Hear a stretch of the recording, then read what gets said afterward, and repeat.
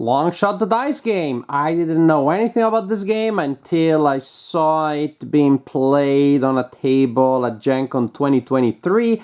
I didn't have time to stop actually. It was a busy day, but well, I picked up a copy so later I could play it with my friends and also by myself. The game comes with a solitaire variant, which is very simple, very intuitive, and so I can tell you that about the experience of playing in both versions, because I did play it against human opponents and also against the AI.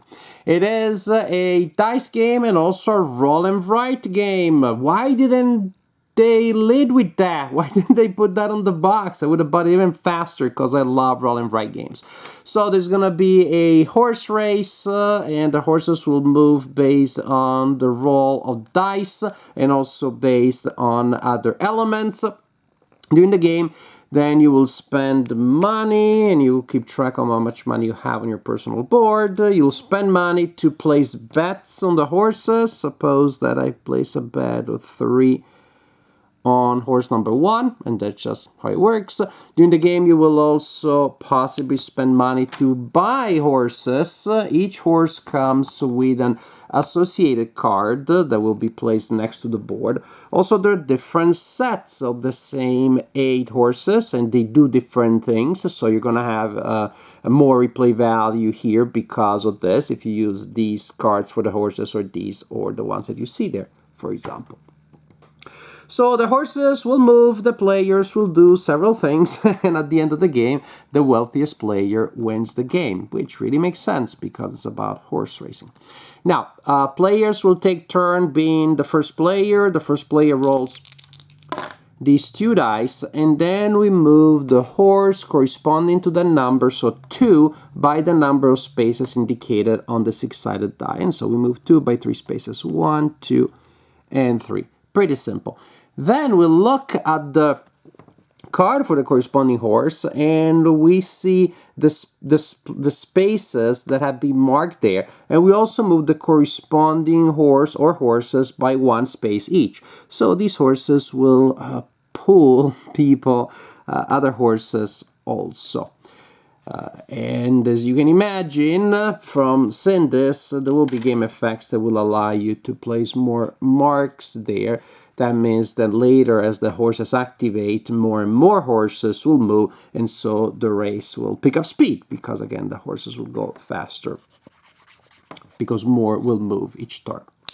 So, after the active player rolls the dice, performs the main movement, and also these other secondary movements of horses being pulled by the marked spaces on the card, starting with the same player, players will take actions. And basically your action will by default be based on the die that was rolled, on the result of the 8-sided die, so 2 yellow. Or 3 times per game, usually you will have you can mark a wild on your personal display, and if you do so, then you ignore that and you can mark any other number. That doesn't change the number that is in the middle of the table. It just means you can use a different one. If you're stuck, you marked all of your wilds and there's absolutely nothing that you can do, you can also spend your entire turn freeing up one of your wilds, which of course is not recommended. Also, here there's the concession area. When you set up the game, you will receive a card such as this one, and that will tell you which of these spaces are marked at the beginning of the game. As you can see, there are different setup cards for different players. Also, you will start with some bets already having been placed, like so.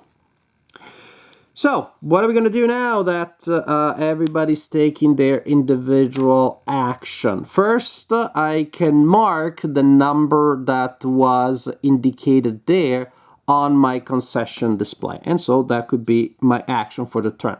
Remember, everybody can take 1 action. Once I complete an entire column or an entire row, I also get one of these benefits here. Oh, suppose that I did do that. Actually, booyah, I completed 2 of them at the same time.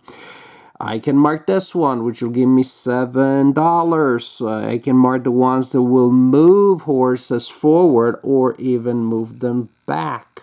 If I choose that one, 2 horses will go forward by 2. If I choose this one, 1 horse will go back by 3, for example, and so on and so forth. I can choose this one to buy a horse. Now, again, these are the rewards that I may get if I complete a row or a column. What other actions can I take instead? I can mark the corresponding number here in the helmet space if the helmet of the corresponding color has not been marked yet. On the board there is an area that is called a no bet area. It is close to the finish line. So once a horse passes that line but hasn't finished the race yet, basically the horse is in this area, usually you cannot bet on that horse again unless you mark the helmet or the corresponding type, and then I could, for example, bid on 2 even after they pass the no bet line, and you have a reminder there that that is the effect. If I mark the jersey of the corresponding color, again, if still available, now I can mark a spot, any one spot on the card of the corresponding horse. So I mark 2, and now I can mark one of these spaces, and that means that will go faster. I can even mark itself and make it go faster if that's what I decide to do. What else? What are some of the other actions? I can place a bet on the corresponding horse by spending money from my personal savings there. And when you place a bet, you can place $1, $2, or $3 bets. You can place a huge bet, no higher than 3 in a single action. And you can also buy the corresponding horse if you have enough money and the price is indicated there. And once you have a horse, there are 2 things. First, you acquire a special action, which can be a one-time thing, can be a lasting effect. It just changes on the horse. Also, if your horse will end the race, a horse that you own ends the race in the first, second, or third position, the owner will collect the amount of money indicated there. So when you buy a horse, it's quite a commitment. They're pretty expensive, but you also get a special ability and a possibility of scoring a lot at the end of the game. So at the end of the game, you will, what is the end of the game? When 3 horses have passed the finish line and have their fours being placed there, and suppose that these are the horses that win the race. Booyah. So, how do you see how much money you make? Again, this is how much you make if you own a horse there. That's where you mark that part. If you have a set of, for each set of helmet and jersey of the same color, you collect $5. And then you collect money from your bets. Suppose that, for example, horse number 2, on which I had $5, is first. Yes, it's first. So I collect odds, that one, that's for the odds for that going first. And suppose that this one got in second, so these are the odds that I collect. And if a horse is past the no bet line, but not in the podium, at least I get my money back. Basically, I make money equal to what I had times 1. And so this is how you see how much you make from your bets. So this would be a 12, 5 and 5 is 25, and this is just a 3.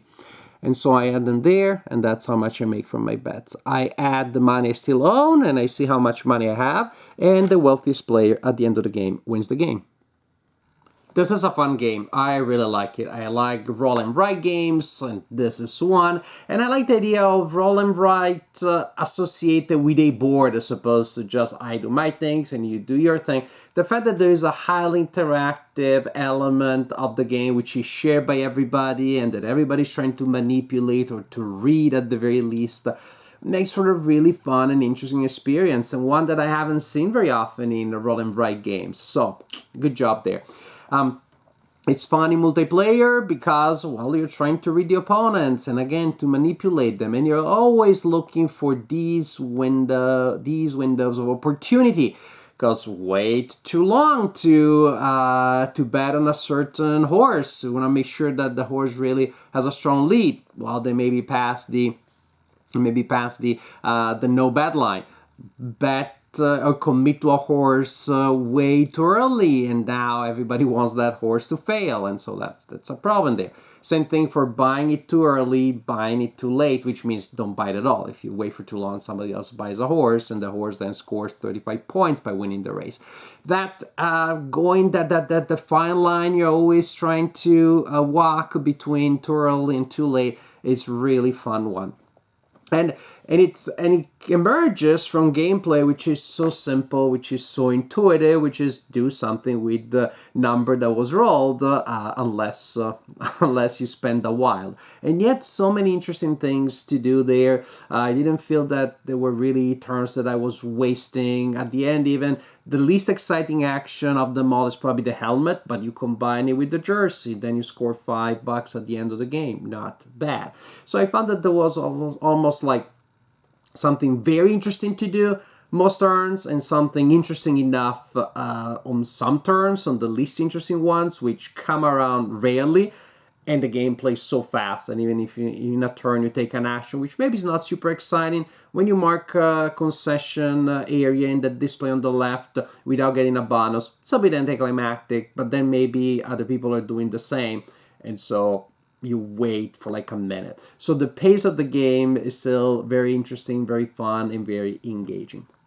The solo version, of course, doesn't have all of the guessing and manipulating, but it has a very effective and simple engine. You have a display and of things that the AI does, which simulates, of course, other players making money, collecting money, placing bets, and things like that. And it's super efficient because simply it uses the same die roll that you used to move the horses. You cross-reference the result of the D8 with the D6, and you have what the AI does. Super simple, super intuitive. Sometimes I don't like AIs that are too cumbersome, have too many steps. Here the step is like look at the board and see, look at that display and update what they do. Super simple, so I play it that way also. It misses the human mind games, but it's still fun and interesting, challenging things. I still have my own problem, like should I wait longer or should I do things now? That dilemma is still there. So Long Shot the Dice game, you have here a game that is small, that looks really nice. The production values are really cool. Has a mechanic that I like very much, roll and write, with this new twist of a situation that you can manipulate. The pace is good, the decisions are interesting. Frankly, I like it very much. For a second game of the night, a late night game that you can teach very easily and play fairly quickly, but still has an interesting architecture, still has an interesting overall structure. Long Shot the Dice game, this would be a good option. I definitely was pretty impressed. I definitely enjoyed this game quite a bit.